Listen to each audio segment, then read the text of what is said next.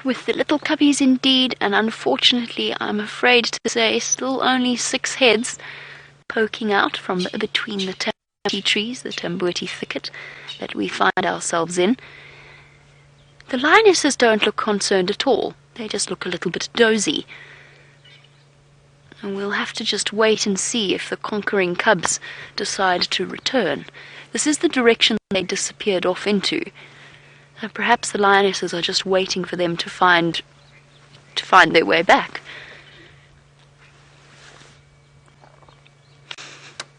Little ones, scenes of peace. Ha! Got you, fly! Sorry, there's a fly that's been trying to crawl into my ears and my eyes. It's gone now. Yes, scenes of peace and tranquility here with our lovely lion family.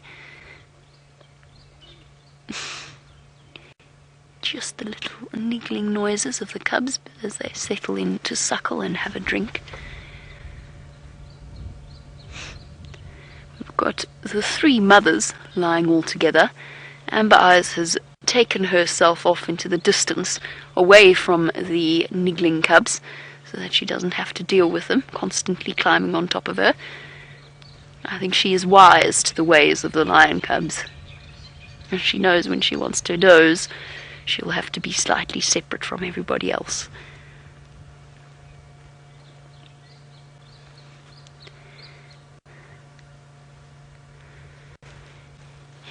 Now, Gigi, you're wondering on the subject of Amber Eyes, who is, of course, for us, I think, the most distinctive of the lionesses, just because she's got orange eyes. You wanted to know how old, or whether or not we have any idea as to how old she is. If I had to guess, I would put her at about 7 or so years old.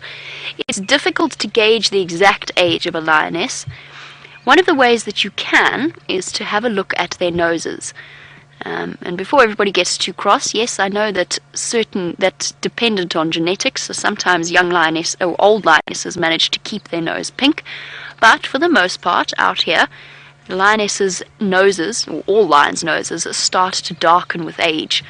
And when they're about 50% covered in black, then you're looking at a lioness that is around sort of 5 to 6 years old. And that's just exposure to the sun.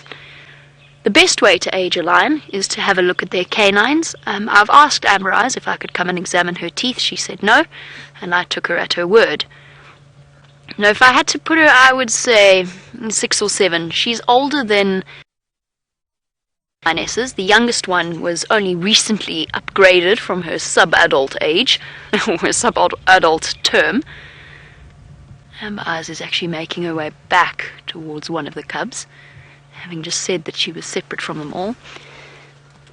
So giving one of the lionesses a sniff. Oh, phlegm and grimacing. Amber Eyes is an interesting female. We've seen her mating before with, and I don't think this, sorry, I should probably clarify, I don't think this is distinct to Amber Eyes, it's just interesting that both examples have been with her. We've seen her mating before with a male, before she returned to one of her pride mates, and then started mock-mounting her. It was one of the lactating females, so one of the females with cubs, and it was just an interesting example of animal behavior. And she's just gone and phlegm and grimaced at one of the females as well.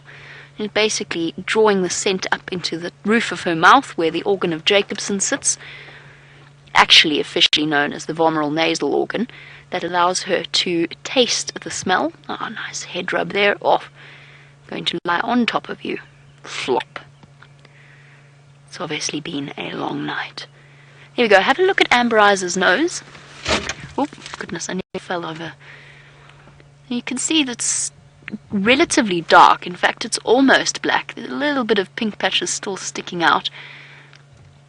I think that she's probably in the region of about 6 or so. It's still slightly pink, but there's black dots covering it. I do think that she's older than the 2 youngest mothers of the cubs. The oldest member of the Nkuhumas is also one of the mothers. She's the mother of the middle set of cubs. And she's been nicknamed the grey-faced lioness before. And she apparently is the oldest surviving member of the Nkuhumas and the mother of all of the rest of the lionesses, mother or aunt of the rest of the Nkuhuma lionesses. They are hungry, so they're still on alert, and despite the fact that they look peaceful and resting now in the shade, if anything does come wandering through, there's a very, very good chance that they could get up and hunt. They might even be waiting for the opportunity when buffalo come to drink at the pan. I've never known a trifling thing like a hot day to stop the Nkuhumas from hunting.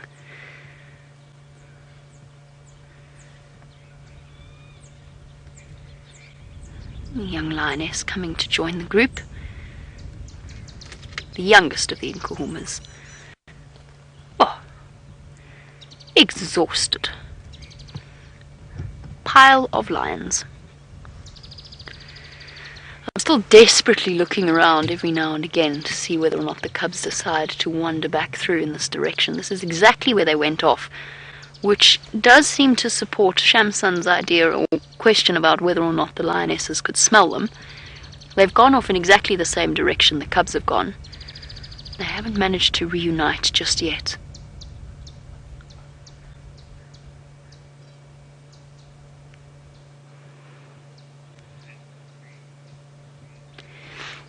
While our lions sleep away the morning, let's jump on board with James very quickly to have a look at which bird he has to show you.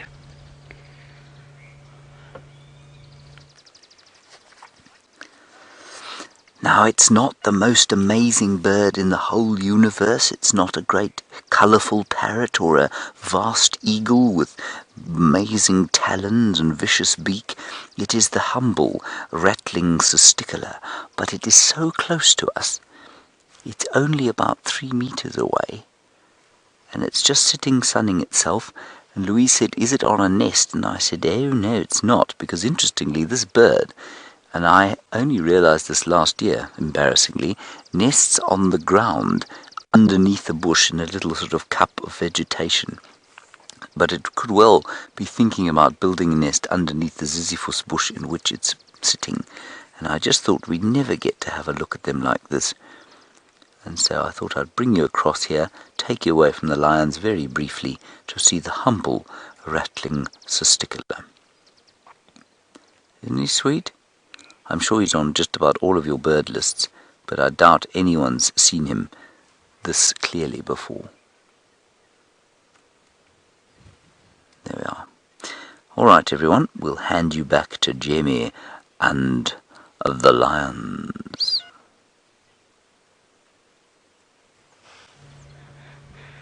How beautiful is this picture? Now you've just had a beautiful picture of a Cisticola. Now you've got a beautiful picture of one sleepy cub and one sleepy lioness.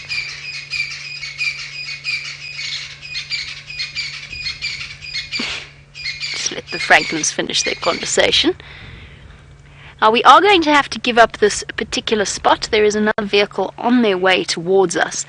And since we've got the best view in the house, it is only fair that we share it with other people. So at some point we will shuffle around and make space for them. It is the only place where you can come through and have a view of the lions. Anywhere else is going to be a bit more tricky. But for us it's okay because we've got the camera, which of course gets us places that human eyes cannot take us. Which is the other magical thing about these live safaris. There we go, that's one of the differences.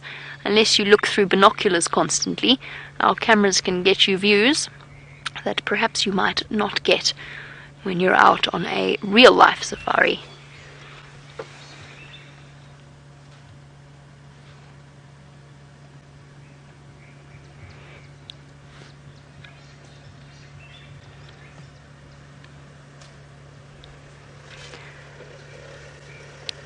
Sally, if you guys stand by there, I'll just give you my position. It's the best view.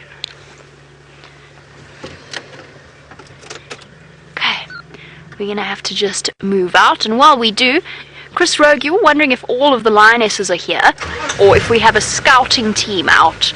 And the answer is no. No scouting teams at the moment, although that does often happen with the Nkuhumas.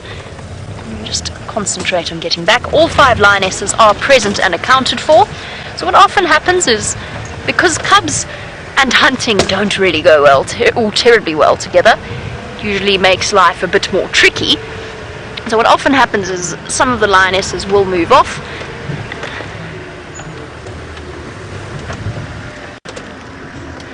No problem. Enjoy.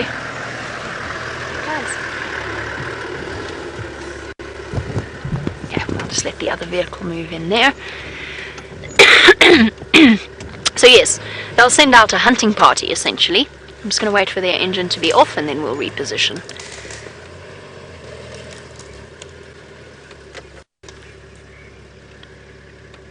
And essentially what I'm trying to do is make sure that we've only got one engine on at a time in the sighting. It just minimizes the amount of disturbance that we have for these animals, or on these animals.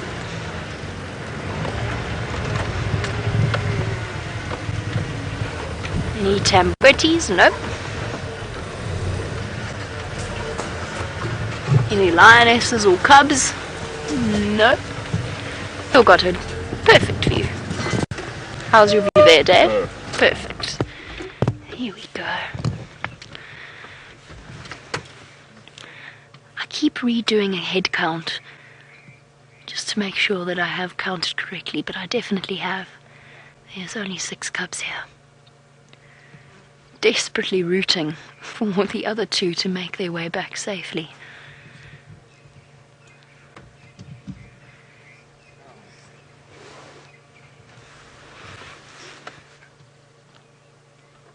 What a special scene.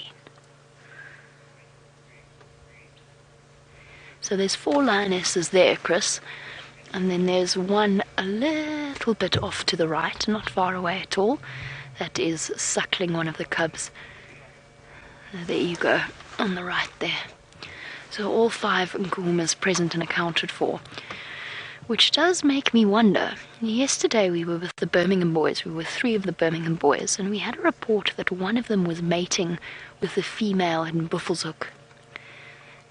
Now the fact that we've got all 5 Nkuhumas here today doesn't preclude the fact that it could have been an Nkuhuma lioness, but there's also a possibility that it was one of the other lionesses, potentially from one of the northern prides that we don't get to see, so the Telemates or the Torchwood Pride, both of whom have been known to move about that area every now and again.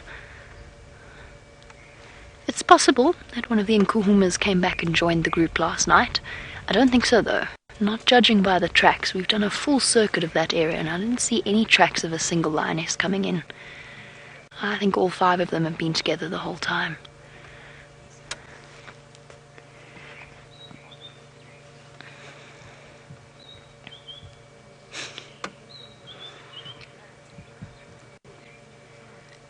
We're going to be looking back on these days in the next few months and remembering just how adorable these cubs truly were.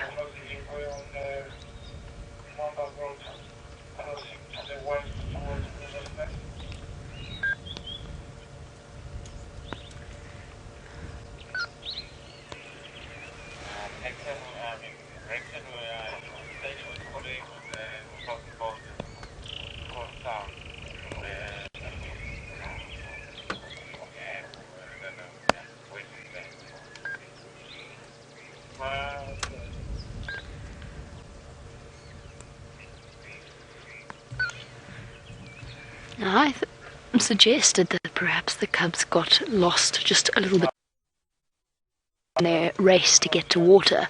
Susan was wondering whether or not the cubs would ever follow one of the males by mistake. And yes, potentially for a little while, if one of the males started to move off and it thought that was the direction that everybody was going in, they could go gambling off with the male only to realize that that was an error and turn around and go back to the lionesses. What always confuses me a little bit is how it is that the lionesses, when they see a cub disappearing off into a direction, that they don't call it back or go and fetch it.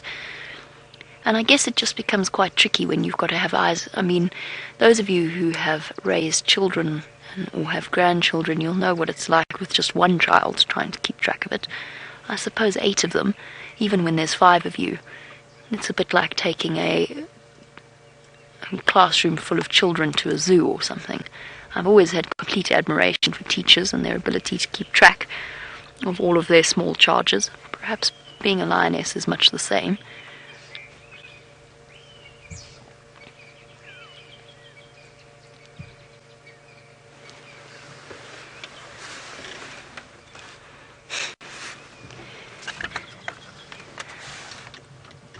So cute.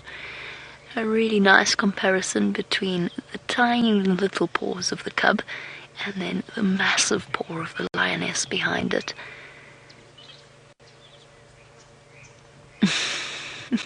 Amber eyes at the back and the little cub in front.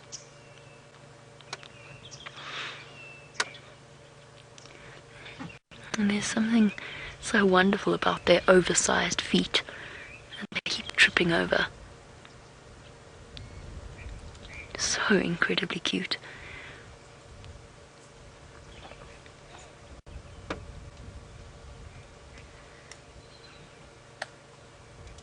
Beautiful comparison between the size of the female and the cubs. This is one of the older cubs, I think, or perhaps the middle cub. Vastly different. I mean, that cub, the size of the lioness's head on the right is about the size of half the cub. And I know it's very difficult to get a sort of sense of scale or comparison, realize just how massive these cats really are. It's only when they walk right next to our vehicle, like the lionesses did this morning, that you really truly get an idea.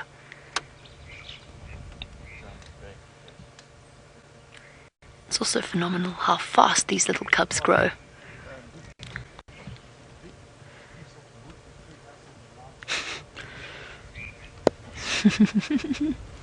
Cataclysm has put forward a lovely suggestion that perhaps the two missing cubs are grounded for being a little bit too adventurous and have been done to keep them occupied.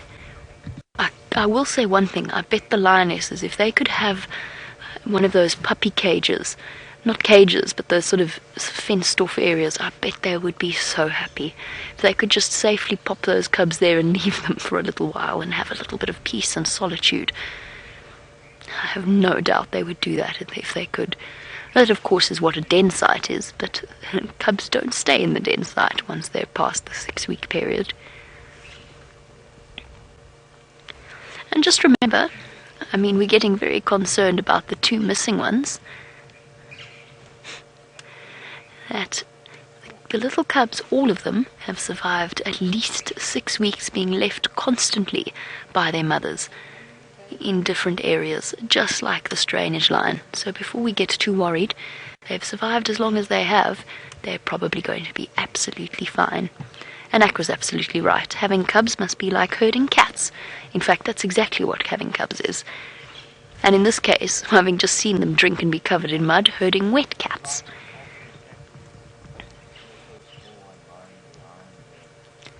I don't envy the lionesses their jobs. Constant nibbling sharp teeth. The lionesses must just be so relieved the cubs are having a nap now. And while they do sleep the morning away, let's go back over to James, who has another bird for you.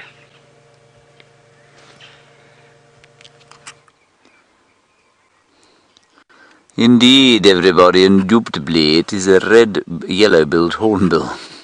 Just a yellow-billed, not red-yellow.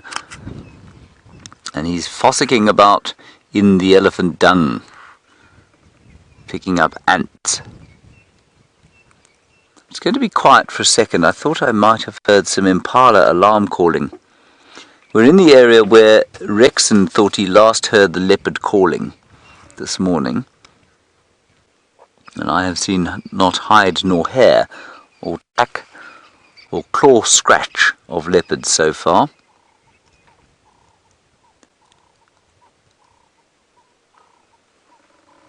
This is the most gorgeously peaceful morning. There, now we were asked a little bit earlier about how often the bird calls get practiced. Well, the Crested Franklin, a very difficult bird call to do, everybody. You have to practice that for at least 15 minutes a day.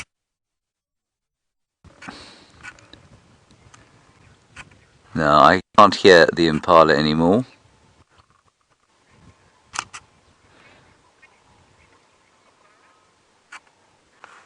Hello, Road Wrangler. You want me to do a kookaburra call? I'm afraid I don't think I've ever heard a kookaburra. Genre, you've heard a kookaburra call. Could you make the call for us, please? Yoof. Really? They do something weird like that, but then they also have this amazing laugh, which I wouldn't begin to replicate. Right. Okay, so in short, no, Off-Road Wrangler, we can't do the kookaburra call for you. I'm sorry about that. Genre went, ha ha ha ha, but I don't know, not sure that that's what you were after, perhaps. Yeah, let's go around, if I can start the car. We're going to head towards Sydney's Dam, see if there isn't something around there. There should at least be a track of a leopard that was crawling around here earlier today. It could have been Karula, you know. She could easily have made a come up here, done a territorial patrol, and then headed back south across the border. Maybe it was a male, maybe it was Tingana come through here, maybe it was Mvula come through here, maybe even Chila is trying to set up a new territory for herself in these vicinities, given the lack of Karula.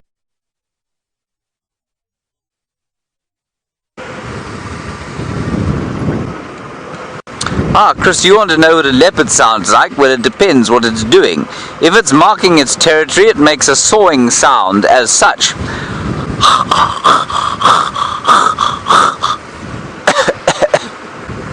Something like that. A lot more throaty than that, though. Then if it's very cross with you and it's chasing you or charging, or indeed if it's mating, it goes... And that's what a leopard sounds like. It also makes one other sound. It's a chuffing sound, and the chuffing sound is the sound that it makes when it's talking to its youngsters. So when Karula is trying to call the babies, she goes choo, choo, choo, choo, choo, choo, choo. It's quite an interesting sound to watch them make. There's a Cape Glossy starling that was sitting beautifully and is now not anymore. So let's just go up and see if there isn't something in these clearings that was causing consternation for the impalas. The three male lions that were here yesterday that Jamie saw during the drive, they went herring down towards the south. They've gone into Hofmann's and possibly towards Mala Mala to go and extend their range. I don't know where the other Birmingham boy is. I fear me they need to stick together a bit more, do these Birmingham boys, if they're going to maintain as a force to be reckoned with.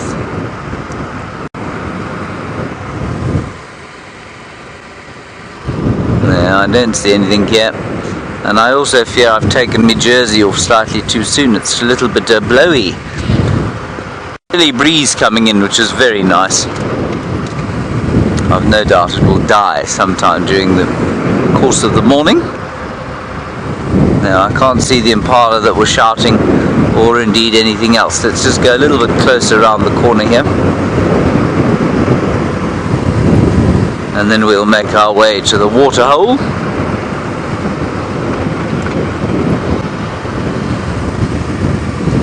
No.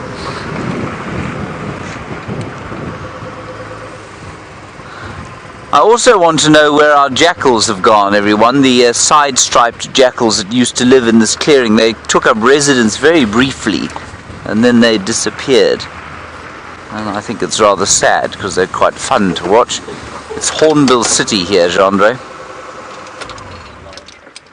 Yeah, I think this is where the lions came from. See over here? I suppose that thing's... Is that any good for you? Not anymore.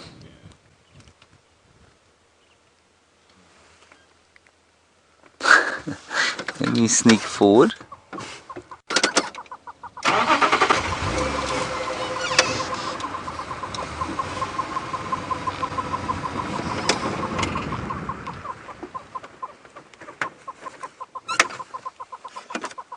There we are.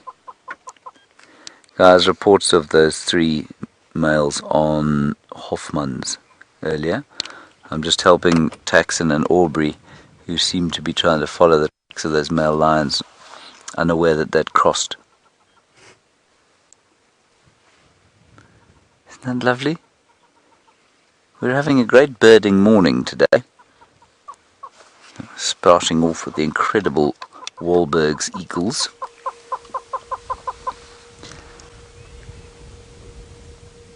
Do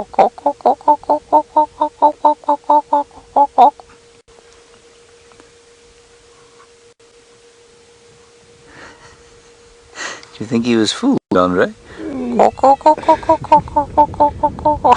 so sure. Andrew Francis was very good at talking to hornbills, everyone. Got him there. He's a bit far. He's a bit far, isn't that? That's not the best hornbill view we've ever had. No. Let's carry on. Before we carry on though, I know a number of you are interested in their tracks.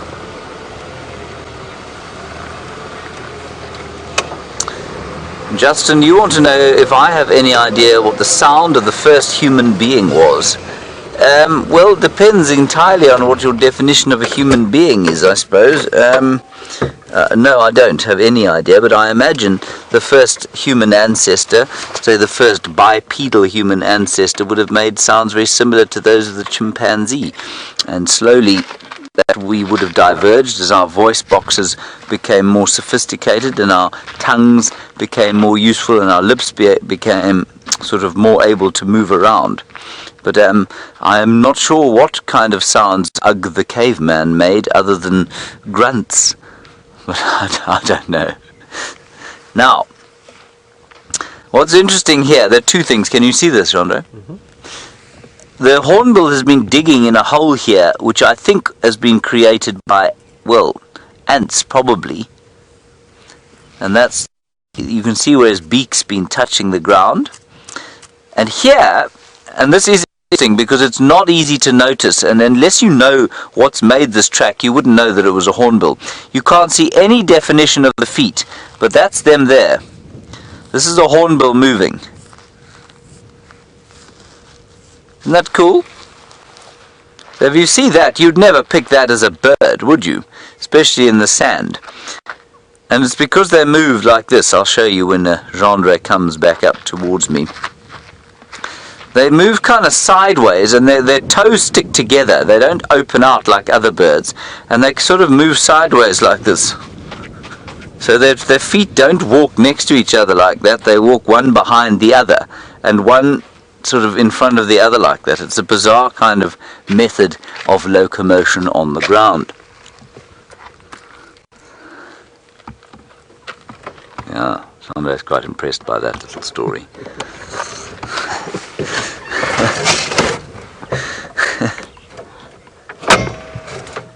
Yes, indeed, Louise, you're absolutely correct. She says it's almost like they walk like a fencer. That's exactly how they walk.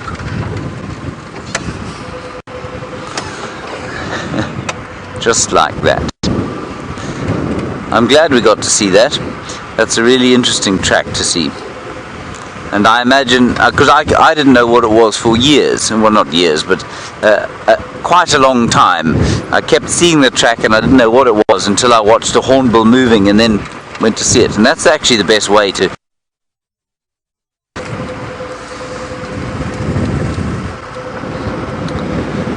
Sandy patch is the little denuded of animals, but as soon as the rain falls here, this will go green in, yeah, less than 24 hours almost. And we're all hedging our bets for the rains, of course. I said, what have you got? Oh, Gendre, that is a very good spot. A monkey. How did you see it, Gendre?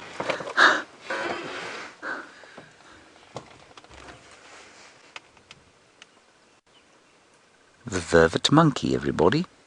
Not the velvet monkey. We were discussing the other day where the term vervet comes from, and nobody's really very sure. but they are closely related to something called a green monkey. And we think maybe it's a mistake from the French, or the word verdant meaning green, and eventually it became Vervet.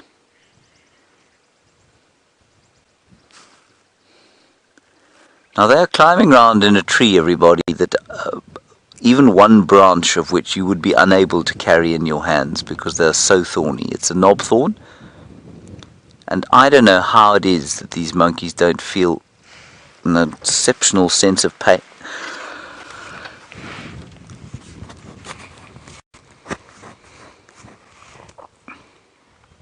Look at the one, if you can, the one to the left, Chandra. It's got a big, its cheek pouch is full of fruit.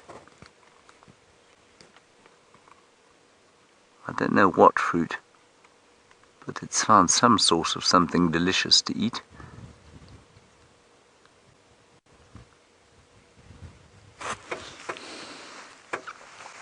See what he's eating.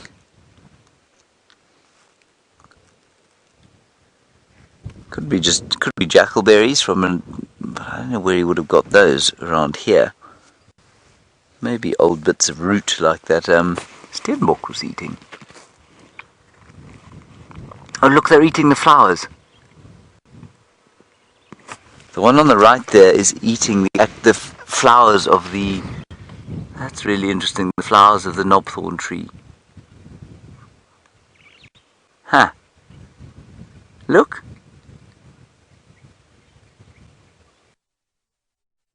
Not the actual flowered flowers, more the sort of the buds. That's really very cool. I should have picked that up, actually. Let's see if he'll eat the actual flowering bits or just the sort of budding bits.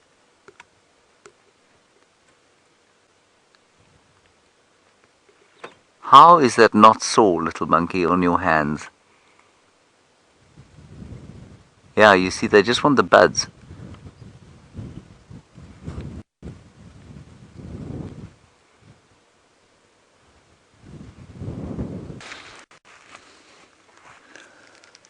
And to sit on something that spiky, I don't know, I think it looks like a ridiculous idea.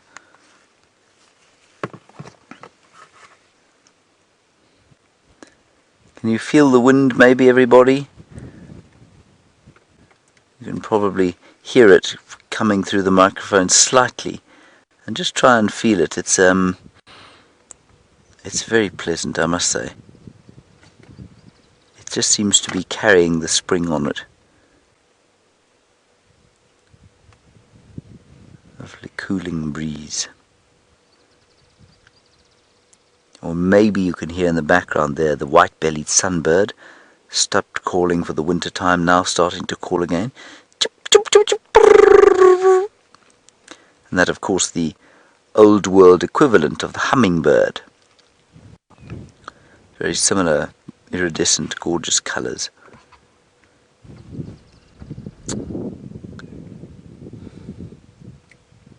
He's very peaceful, isn't he, Gendry? There we are. I'm so glad we've discovered what he's eating, and I'm equally glad we've discovered what the Steenbok was getting by on. So I was beginning to wonder. I didn't realise they were quite such good diggers.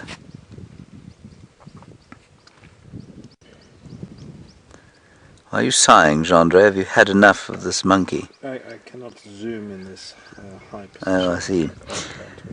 Let us head across to Jamie, who's using the latest innovation at Wild Earth, the detachable camera. Coming to us. Look at how amazing this is. So, you've got a different perspective on things. This is the most exciting thing that has happened since, well, the most exciting thing that's happened since maybe this morning when we had lion cubs drinking in the morning light. So, as you can see, Dave is off the vehicle. I'm getting off the vehicle now. The only thing we haven't quite mastered is the whole earpiece deal. So I'm sitting plugged into the vehicle. I'm now going to get out of the vehicle, and I'm going to show you something since, oh my goodness, I'm falling over. I want to show you something, since we were talking about the size of the cub tracks, and I thought, well, we've got this new camera, well, we've got this new extension cable, we've got a way of getting off the vehicle. Let's get right down to track level and have a look at where the lions walked along the road to us earlier this morning. So this is what we are looking at here. How are you feeling there, Dave? Yeah. It looks like a heavy camera. Dave's got this whole camera set up. It's quite incredible. We've got the best of both worlds now, a drive and a bushwalk, as long as we stay within a very limited sphere of the vehicle. So have a look at these tracks here, because the entire Pride we saw. This is one of the adult lionesses here, but it's the young one, so it's quite a smallish track. That's the adult lioness track. And then over here are the little cub tracks. So there we go. This is one of the biggest cubs. Look how big their feet are already. Here's a little one. That's a little cub track. Sense of scale. Here's my hand to give you an idea as to just how big their little cub's feet are, with their massive gangly paws. And in fact, if we look a little bit further to where Dave is standing, which is going to be tricky for him, sorry Dave, but these are the nicest tracks. We've got the lioness here, and the smallest of the cub tracks. This is the smallest one here. Look at this. Look at the tiny one. There we go. Those are those tiny little toes. Fits into the corner of my hand between my forefinger and my thumb. Absolutely adorable. Next to adult lioness track, this is not Amber Eyes' track for certain, because Amber Eyes has feet almost the size of an adult male lion. She's got massive feet. So it just gives us a really, really nice perspective of scale in terms of the different cub tracks. So there we go. How cool is that? A perspective that actually allows us to basically jump off the vehicle, admittedly not very fast. We can't do it straight away, and we can't get back onto the vehicle without a sort of great deal of rocking and so on. So we're going to carry on. We know where these lions have gone because we've just come from them, and we'll make our way back towards that sighting when there's a bit more space for us, so when all the other vehicles have had a chance. Now, since Dave can't jump back onto the vehicle and do everything with us still live, we're going to send you back over to James for now, and we'll catch up with you shortly, probably on the back of the vehicle.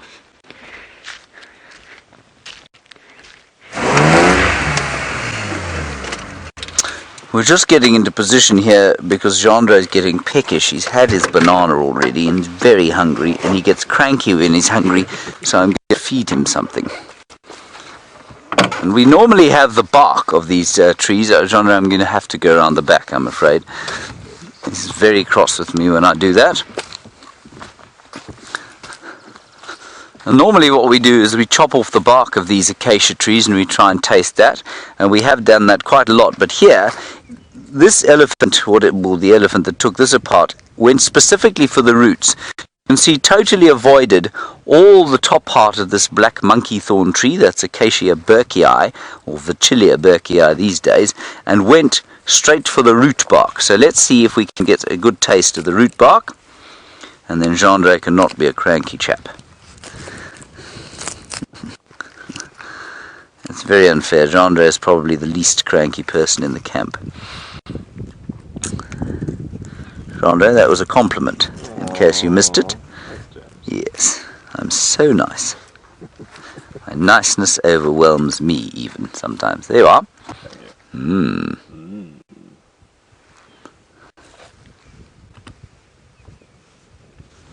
What's it like, Gendre? A little bit tannin. Is it? You're not dead, though. No. Oh, that's horrible.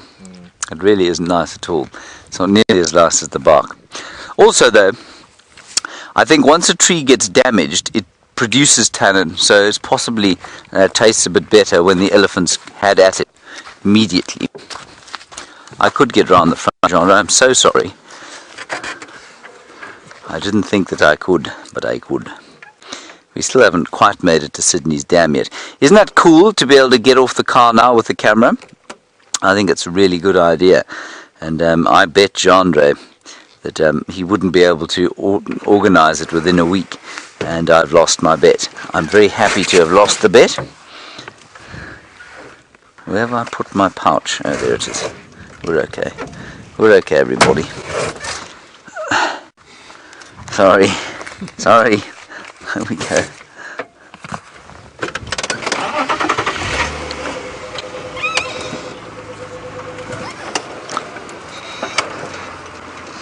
Hello, Angelo in Polokwane. Nice to hear from you from Polokwane. That's, in case you don't know, everybody, just north of Pretoria, about 200 kilometers or so north of Pretoria, 250.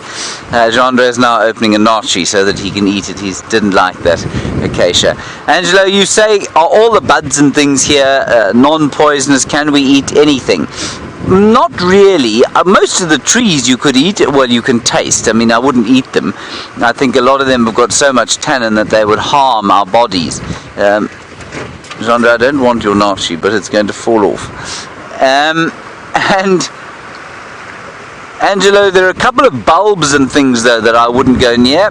There are some berries I wouldn't eat.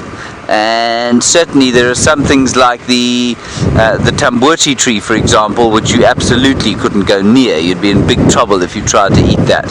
So there are one or two, but by and large the leaves you can sort of taste, and yeah, you're not going to have any trouble. Just one or two that would be desperately toxic.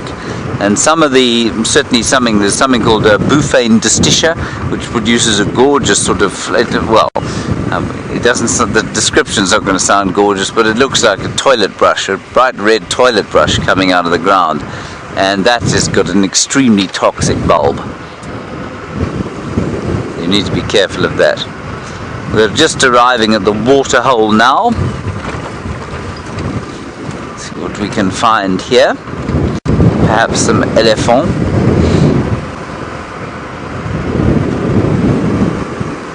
None of these dams are going to wash away. If La Nina does not do as she was predicted to have done, well, there's going to be quite a lot of earth moved for not much reason.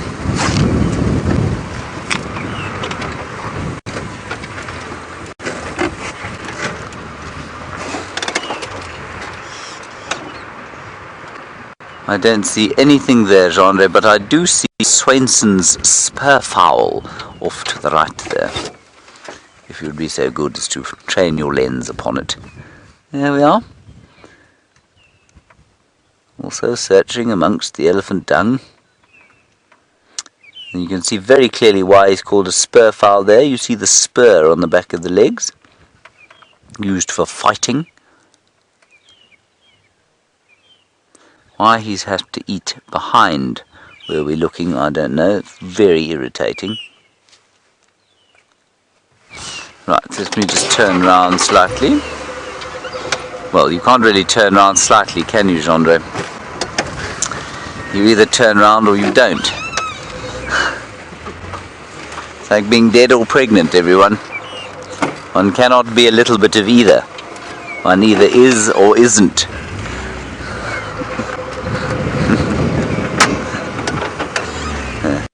I am neither.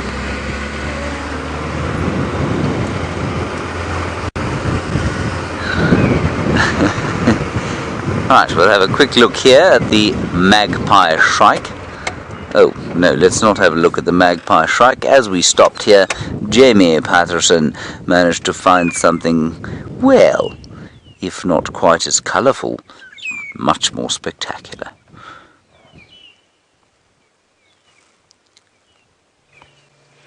Spectacular indeed, and actually we didn't so much find them as they nearly found us while we were off the vehicle busy looking at lion tracks.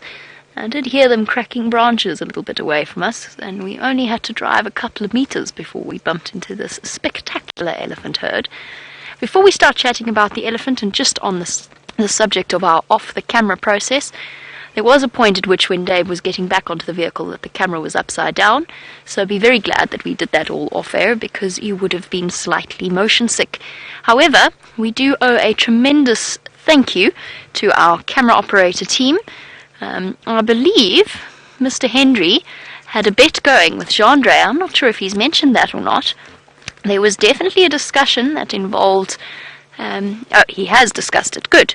So in that case, I think that James will be paying up. Will he not?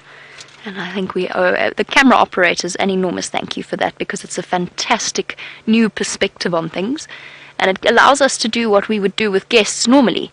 I always used to get my guests out of the vehicle and jump off and show them things and get them to come and walk and feel and touch. We haven't quite got to the feel and touch part of it yet. Technology hasn't quite caught up with us. I feel as though the next thing will be a scratch and sniff book. I've mentioned that before. A scratch and sniff book. So we can just basically say to you, okay, turn to page 80 for elephant dung smell, give it a scratch, and that's what you would be smelling if you were on the safari with us. But we're getting, step by step, we are getting closer to that magical moment of really recreating the safari experience. Little elephant, would you mind if I reposition? Because you are now very much behind a tree. Let's give it a go. They are slowly on their way towards us, though it might be nice to just sit and wait patiently. As you saw with the lioness, when you give the animals the opportunity to move to you rather than the other way around, then you generally have the most spectacular of views.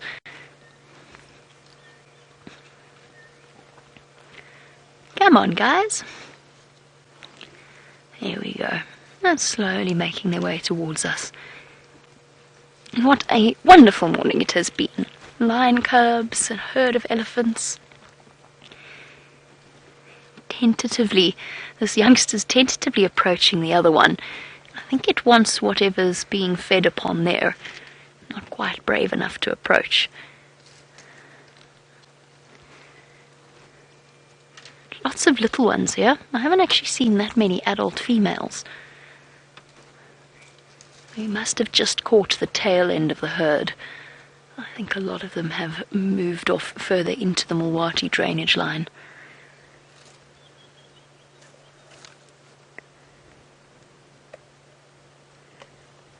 Just the peaceful munching sounds. I'm going... Oh, that's lovely.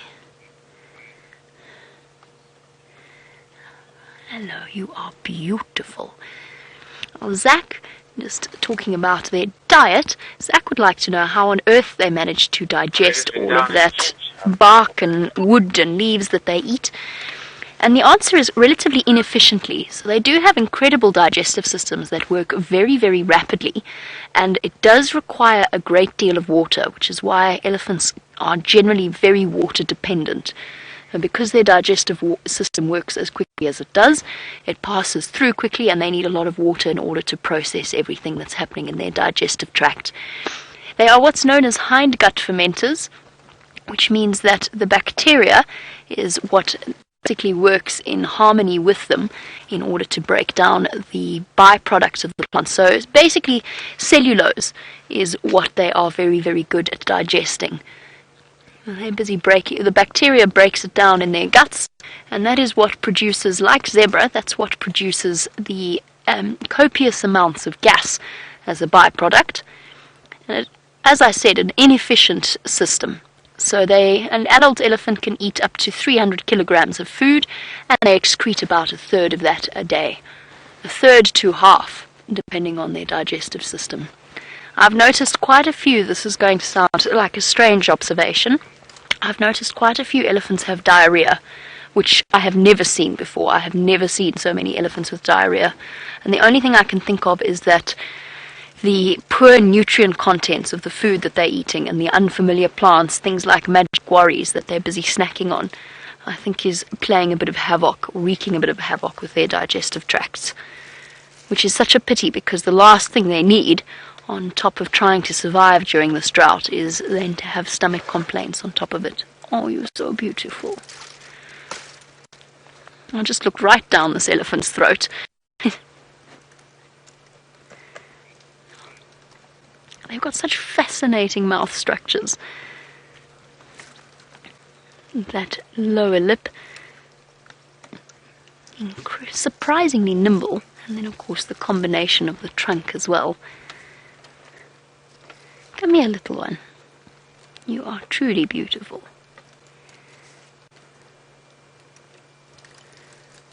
Bush elephants, or if they are forest elephants, and what is the difference between the two. These are savanna elephants, so African bush elephants. There's been a great deal of debate as to whether or not African forest elephants and African savanna elephants are different species or different subspecies.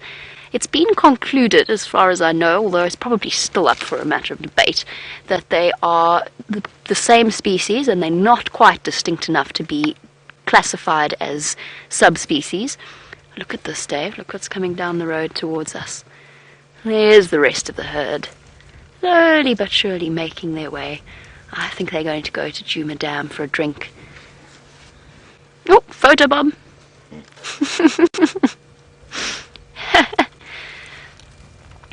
Oh, this is going to be beautiful. We're in such a good position here. So there are differences with forest and savanna elephants. The forest elephants often have quite straight, almost downward facing tusks, whereas the savanna elephants often have slightly upwards curving tusks. They are ever so slightly smaller on average, and they actually tend to be much shyer. I think there's a big bull coming in. Oh.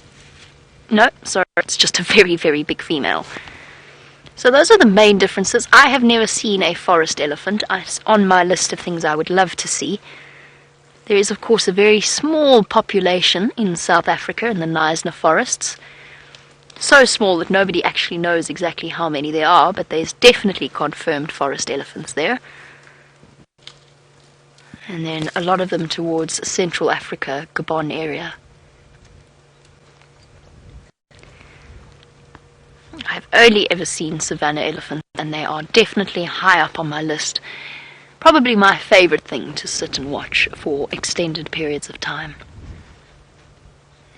Something's happening here. You can see it in their body language. They're having some kind of conversation. Possibly grouping around a youngster. Some of them might be having a little bit of a nap. You can see that protective circle, protective huddle that they've formed. No feeding happening, just relatively aimlessly in the middle of the road. Excuse me.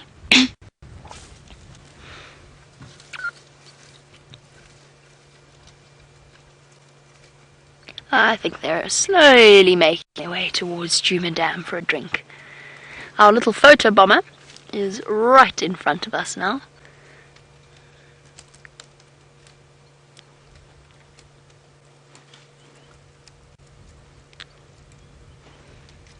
Come on, big girls. It's alright.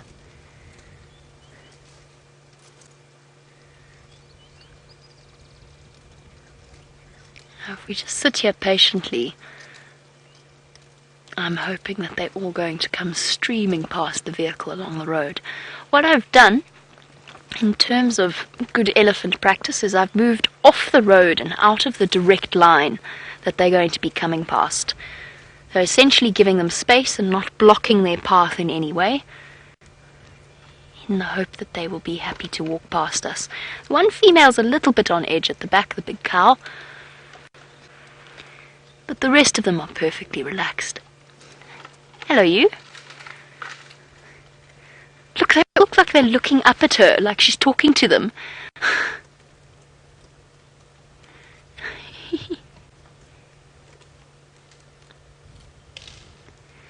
Welcome to David Leon, while we wait for our elephant herd to move up the road towards us. I'm going to keep turning back to make sure that they're not sneaking up behind me. David, yes, we do know, well, we know exactly where we are in Africa this is happening. We are in a place called Djuma Private Game Reserve. So you can Google Djuma, D-J-U-M-A, and it's in a place called the Sabi Sand in the Greater Kruger National Park area of South Africa. So right up in the top northeastern corner of South Africa. And there's lovely things happening, so I'm not going to distract for too long. But it's lovely to have you on board. This is a live safari experience from the African bush, which makes it truly magical, because it means that we never know exactly where our morning is going to go. We've already had and I'm sorry, David, to tell you this, we've already had a truly spectacular sighting this morning. Dave and myself, Dave is the cameraman, so he's the man behind the camera, And we spent the morning with 6 gorgeous little lion cubs, adult lionesses of the Nkuhuma Pride. We've moved out of that sighting for now to give other people a chance to go and see them, but at some point we will be back. So David, it is lovely to... No, it was David, right? So. It was David. I'm getting confused because Dave is the cameraman. I thought I was getting confused there. Sorry, David, Leon. I've got Dave the cameraman behind me and I got confused. We do this twice a day, every day, morning and afternoon. And we're very much looking forward to have you on board as a regular viewer. It is lovely to have you. The thing about this, of course, is you can look at the little one. What's happening, baby? The amazing thing about this is because we do this twice a day, every day, we have got a whole host of animal characters that we have come to know and love, from the Queen Garuda, the leopard that has this as her territory, to her daughters, her brand new 7-month-old cubs. We've got lion cubs coming out of our ears at the moment, and of course all of the other magnificent African creatures like these amazing elephants. Some lovely stuff happening with the youngsters of this herd. 2 little boys knocking noses. The little one on the right doesn't really have tusks to speak of, just tiny little points starting to grow through. That hasn't stopped him from picking a little bit of a game with an older cousin. And this is why I love spending time with elephants. Always up to something interesting.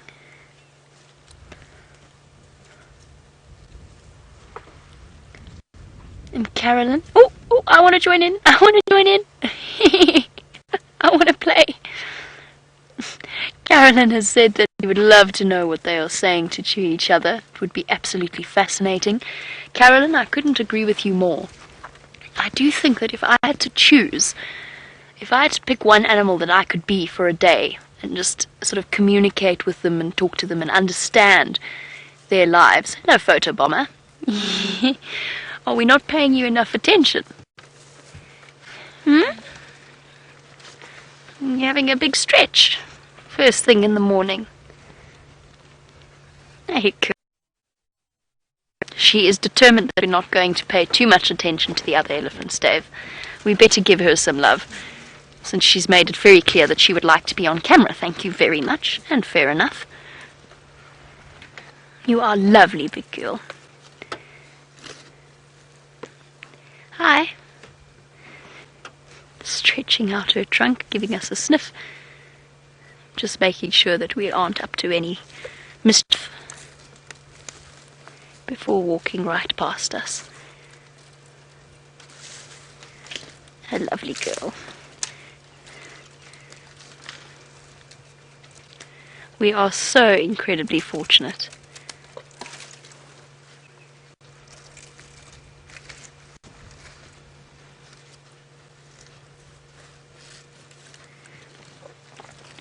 A lovely, lovely question coming through from Susan with a relatively complicated answer. She wants to know, when do the youngsters move from becoming the protected to the protectors of the herd, which is a stunning question, because the answer is, even at 4 or 5 years old, especially with female calves, if you watch them, you'll often see them acting as a babysitter for the younger babies, often their younger siblings, but any little baby in the herd will have a whole host of babysitters, and the young females practice their mothering skills before they are old enough to have their own babies. However, when it comes to a really serious threat, then it is only the adult females, you're sort of looking at around 15 and older, that will take a step up and really form that protective circle on the outskirts of the herd. And that's almost invariably, in fact it is invariably, managed and communicated by the older females in the group. And there'll probably be at least one elephant here. A big girl. That is at least over 40 years old. So decades of experience. Don't know where to look in this particular sighting. guys. Okay, they're going to come walk right past the vehicle. Dave, you know the drill. Nice slow movements. They're not showing us any sign of aggression. Hello, girls.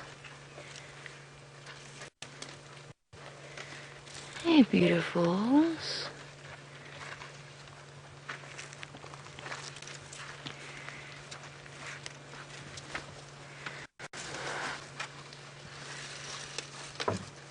Hi. Here we go. Hey, guys.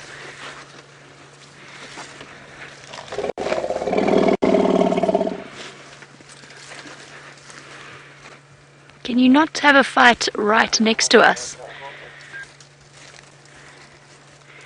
Please, and thank you.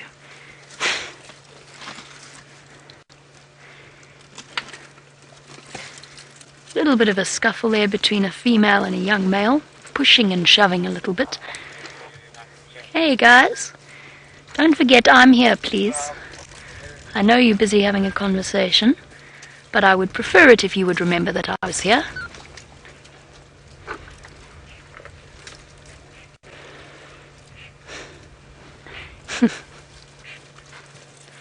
Okay, we've just got to stick this one out. We've just got to sit still and let them sort it out amongst themselves. Elephants have an amazing perception of space, and if we turn on the vehicle now, we're just going to upset them. There's a big female, like the ones I was talking about. She will be at least 30 years old.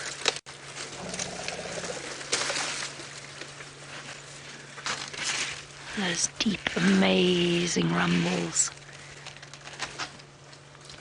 Hello, Ellies. How's it going?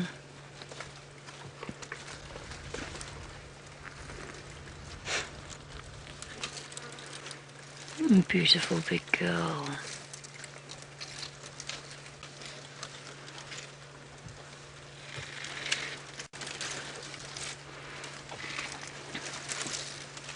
Giving us an awe-inspiring demonstration of her strength here. I'm quite glad we're parked here, not in the way of that thorn tree, because she's quite determined to snap most of it off.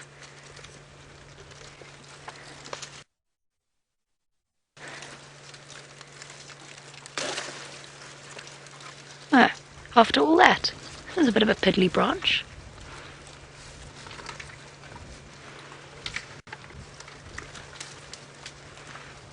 Hello, what have you got to say for yourself?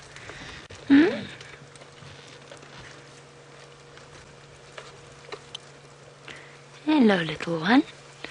You've got to be a little girl. If you were a little boy, you would have given us a head shake. Yeah, it's a little girl. Oh no, sorry, my mistake, it's a little boy. I thought we were going to get a bit of a head shake and some cheekiness. Now you'll notice I'm keeping my voice relatively low, soft and low-pitched. I talk to the elephants, not because they understand what I'm saying, but just because it's a good way of communicating my intention to them. So I'm basically telling them through tone that we mean absolutely no harm to their precious little ones. Like this little one in front. Look at this little one. Oh, you got very brave there for a second. We're absolutely surrounded at this point. We've got massive females right up close to the vehicle, and this is my favorite. There is nothing, there are no words on earth that can describe this feeling.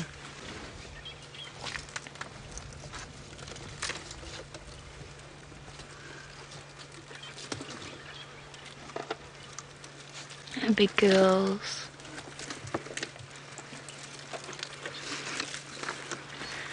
Hi. Is that yummy, big girl?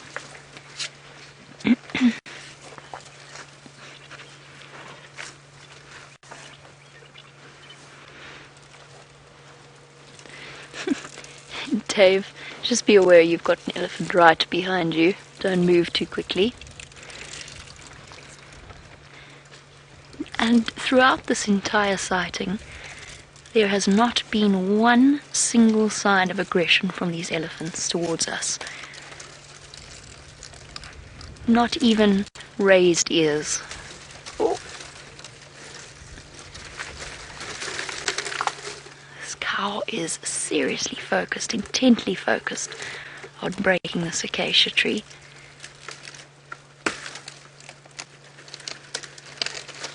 And it's fighting back.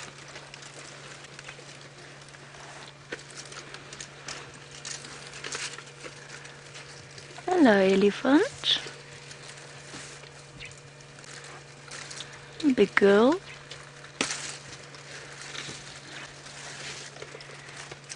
Okie dokie. And while we let our Ellies feed peacefully, let's find out if Mr. Hendry is having as an amazing morning as we are.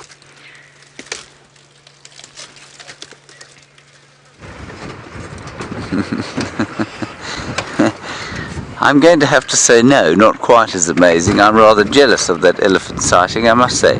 Our little elephant sighting didn't last very long. It was very wonderful, but it didn't last quite as long as hers, so I'm very jealous. Anyway, it's just the way the cookie crumbles sometimes, Gendre. It's the way the tambourti hits the ground, as it were. Anyway, we'll see what we can find through here. We've had a very good birding morning. Excellent Rattling Cisticola sighting, wouldn't you say, Gendre? The best. And the Wahlbergs. But I have failed to find any further leopard tracks, everyone. I was rather hoping that they would turn up. Berry tree over here. Yeah, let's do that, and then we'll come back to that very nice herd of impala.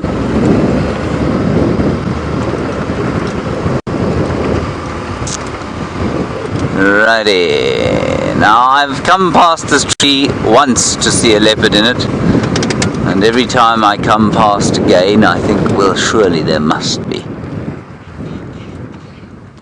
This might be quite a good tree, Gendre, to climb, don't you think? Yes. Splendid idea. Yes, I think probably not now. Yes.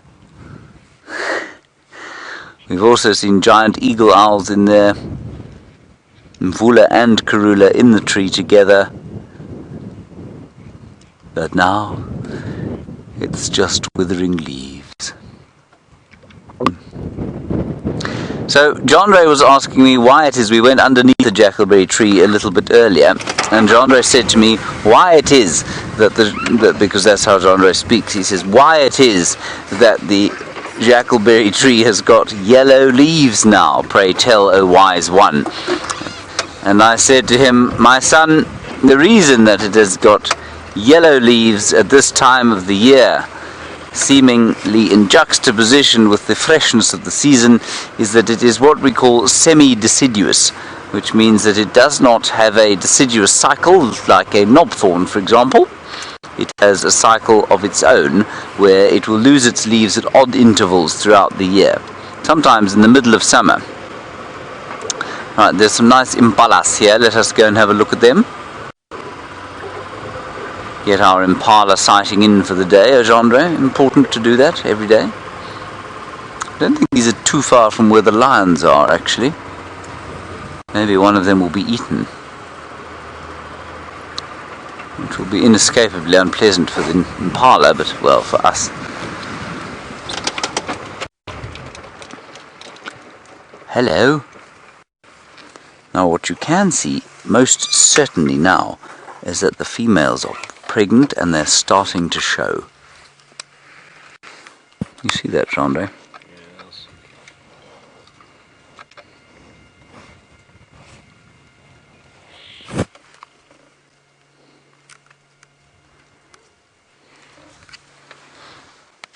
Let's go a little bit further. There are a whole lot more in front of us in pretty good condition, I'd say. Good shiny fur.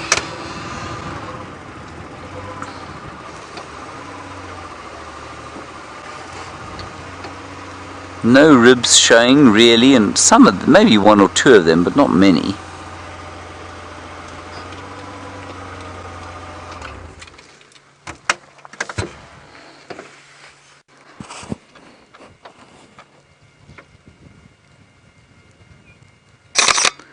I took a picture, Andre. It's extremely average. Can you see? No. Be silly. Now, let's try and figure out what that impala is eating. Because we worked out what the steenbok was eating. Now, that's eating plain sort of shoots of grass. But they're very old shoots, which means that the amount of ruminating that thing must be doing is extensive. Looking a little bit thin, but really bad. And of course we know that the impala are particularly good at surviving drought conditions because they browse and graze. Whereas most are one or the other.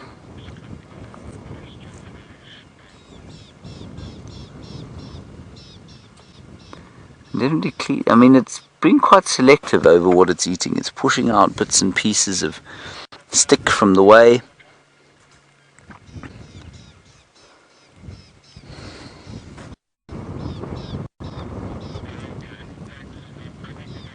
Oh, they are wonderful animals.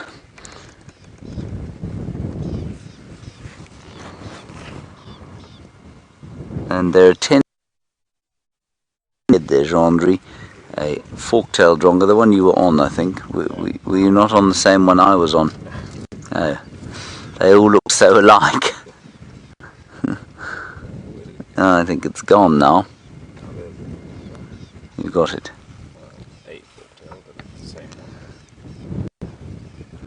Freddy the fork-tailed drongo. Or Duncan the drongo. Is it Freddy? You sure? Yeah. Okay. He's got that notch in his tail. The fork. That black feather. And the black feather, yeah. Okay, good. Alright, let's move on a little bit. I'm not so sure about your identification of Freddy the fork-tailed drongo there.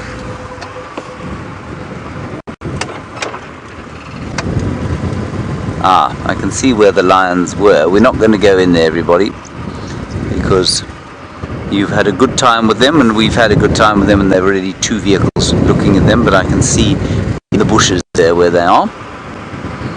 Very good for the afternoon. It means we will be able to go and spend some more time with those marvellous little cubs. And I'm just confirming, I think you only had the 6 cubs, correct? And the 2 that came for a drink sometime during the night were not found this morning. Is that right, Luisi? Right. So it was difficult to see who was in the thicket and who wasn't. Now, there's a good place for a lion to be, and indeed I believe it to be a place that lions are quite often. That is around some of the last water that there is. Now, the water hole is up here, across the dam wall, and in a time like this, the lions work out quite quickly that animals get a bit desperate about finding enough to drink, and so they start to concentrate their activities around this waterhole. And I don't think that it's any coincidence we've had those lions for so long.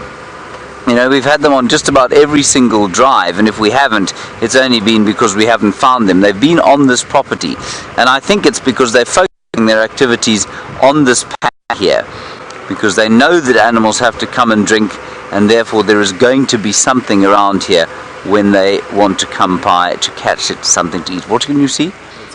It's all very well pointing blindly at the sun, Gendry, but I need to see what you see. There we are. Gendry spotted some dwarf mongoose, everybody. All he did was extend one finger sort of blithely at the middle distance and expected me to figure out what he'd seen. But there they are.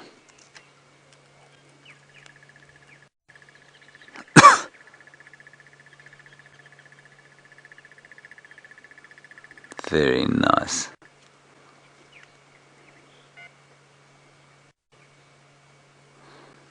And they'll be living, I think, probably. What do you think? There's a bit of a mound there, Gendry. There might be 1 or 2 holes that they're living in, keeping their civilized hours. There's some youngsters there, some very small ones. And I think they're fossicking up and down this sort of bank because the soil is disturbed, which means that it's easier to get into. They can find the old scorpion or beetle grub, or maybe even if they're very lucky, a spider or an egg even. I imagine when ground gets disturbed like this, reptile eggs and that sort of thing gets disturbed.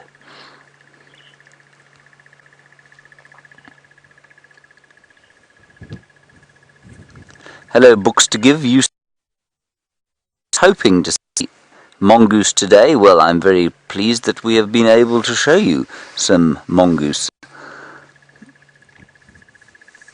as opposed to mongooses.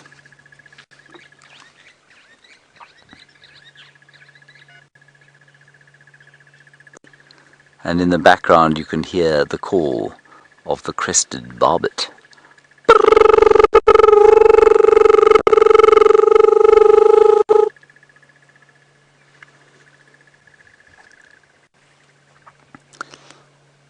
Now for a little dwarf mongoose, although life looks quite leisurely and you come out of the mound when the sun comes up and you go down as the sun goes down, and you stay safe and keep fairly sort of civilized hours, what you find is that if you're that size, you've got to eat almost continuously. And so every day is a bit of a challenge to find sufficient to maintain your metabolism. And there's lots of looking around every single rock and bush and log and piece of bark, or bits and pieces to eat. And their major predators in this particular area, of course, will be Mr. and Mrs. Wahlberg, who are not far from here, and shortly to have to feed more than just themselves, Jandre.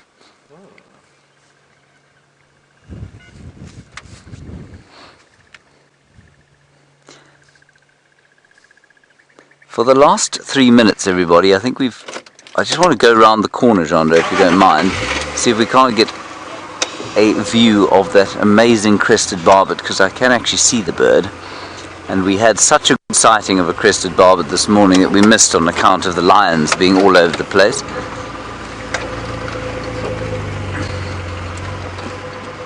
And the crested barbet, a humble bird, but really good looking. You can see it there. Is it too far? Let's go around the corner here. Do you want it here?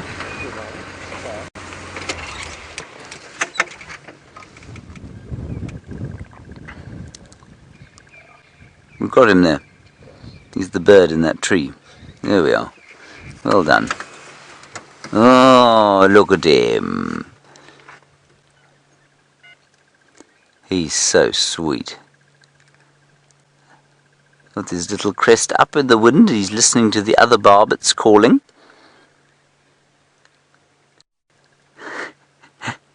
There's one calling behind him and one in front of him, sharpening his beak a bit. And one of the only birds that's able to dig its own hole in a tree to go and live in. Most will go, if tree nesting birds will go and live in the hole of a woodpecker or perhaps a barbet itself. There he was calling a little bit. He's got bed hair, you see that, John?